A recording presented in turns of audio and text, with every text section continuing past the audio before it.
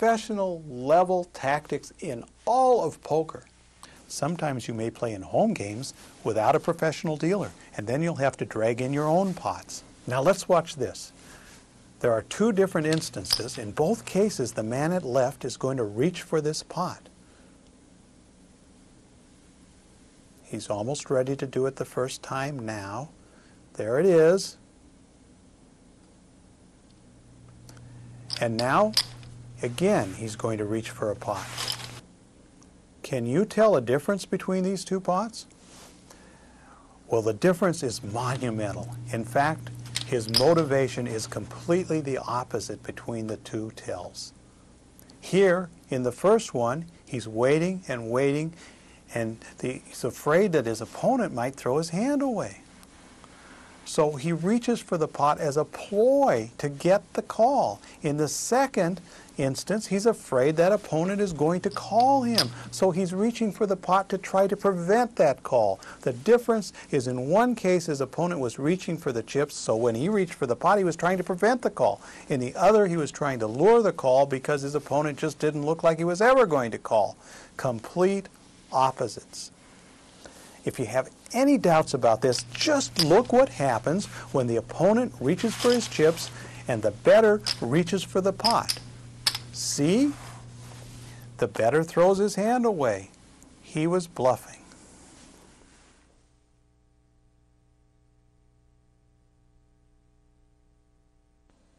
A weak player who gathers a pot prematurely is usually bluffing. You know what? Tells don't always fall out of the sky. They don't always come your way. Sometimes you can make an opponent give you a tell. Now watch the man in the middle.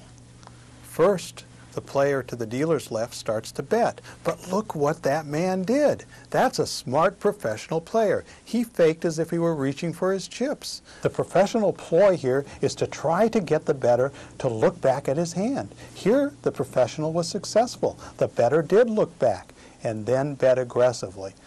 When you can make a bettor look back at his hand who's about to bet, and then that bettor bets forcefully, that's probably a bluff. If, on the other hand, that bettor had rushed his bet in response to the professional reaching for his chips, that is a strong hand, and the professional should just simply throw his hand away. We're into very important territory now. This doesn't just involve a tell, it also involves something you can do, something I call manipulation. Well, this is just a normal 7-stud hand. A woman and a man playing poker. The man is low with a 5 and decides to bring it in. Bet a little too much there. See if the dealer catches it. Yeah, he did. And the woman calls. Now the woman is high with an ace, and she checks. Man bets, and she calls. Let's go to the third card. Ace. No, ace is still high. Ace high. And she checks again. Well, this man probably has something. He bets. And the woman calls. We're now going to the fourth card. No help for the woman. Ace high. And we'll see. Oh, she doesn't check this time. Now there's a reversal. Now look at this man. Watch him very closely. And let's decide what this all means. What you should pay attention to here is that this man is betting all along, and the woman is just calling. And then, on the fourth card, she's going to catch something that seems to not help her at all. And then suddenly she's going to bet. And the man, in reaction to this, is just going to lean back and think it over for a long, long time. Now, what you need to know is that this man is facing a genuine, tough decision. It's a borderline call. And if you know that, and if you're in the woman's position, you can take advantage of this by manipulating him. If you have a genuinely strong hand, you should just jitter around in your seat and try to trigger his calling reflex. Otherwise, if you're weak or bluffing, you should sit there and do nothing. And there's one other tell I want you to know about that's at work here. When this woman catches a card that seems totally hideous and she bets, If you're that man, you should figure her for a very strong hand, because players do not bluff when they catch weak cards. They bluff when they catch cards that seem to be strong.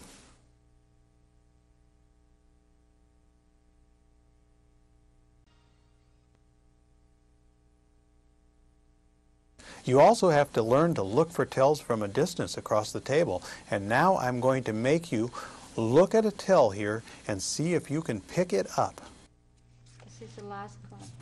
Man on left is going to bet. The woman is going to reach to call, and he's going to look back at his hand before betting. This is usually a bluff.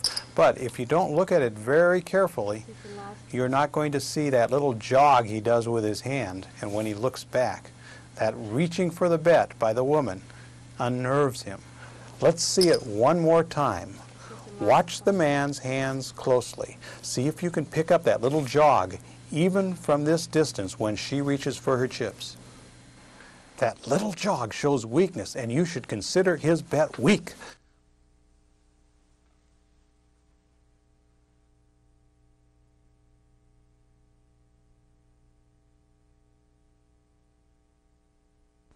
If a player bets and then looks back at his hand as you reach for your chips, he's probably bluffing. You know, as a ploy, a lot of professional players recommend wearing a visor. See, it comes out like this. Why? That's because when you're looking for tells, your opponents can't easily see where your eyes are. I'm looking right at you now, but you probably don't know it. Now I'm still looking at you. Do you know it? You know what I like to do?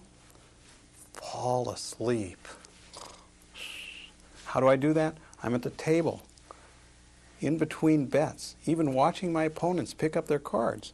I'll pretend I've been playing a long time and I'm sleeping, and I'll go just like this, just like this. And I can see everything at the table. Trust me. How? Right here, just between those little cracks.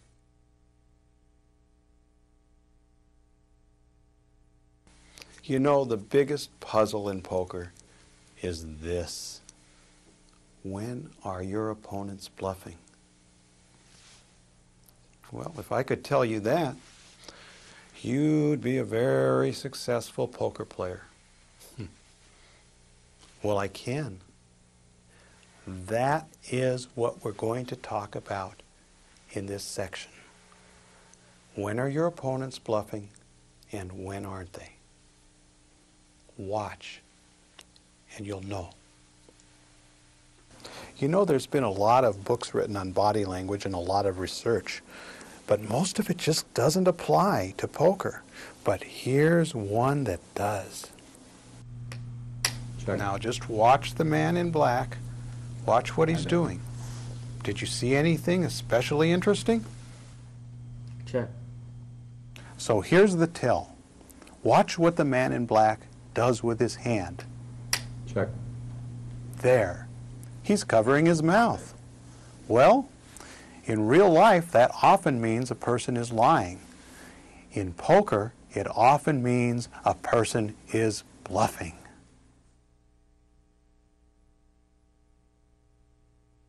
In the absence of indications to the contrary, call any bettor whose hand covers his mouth. You ever played against an opponent who's a smoker? A lot of players find this really annoying, but I find it really profitable. Watch the man at the left smoking the cigarette. He's going to make two different bets. Bet 1,000. What do you have, John? Which time is he bluffing? Come on, what do you do, Ronnie? What do you mean what I got? This time? Or this time? Bet 1,000. Well, John, I believe you're bluffing. What do you have? You need to know the difference or you're going to be costing yourself $50,000, $100,000 every year. This man is about to bet, and when he does, he's going to jabber away, move that cigarette around in his mouth, blow smoke. This means he's relaxed, and he wants you to call. Bet 1,000. What do you have, John?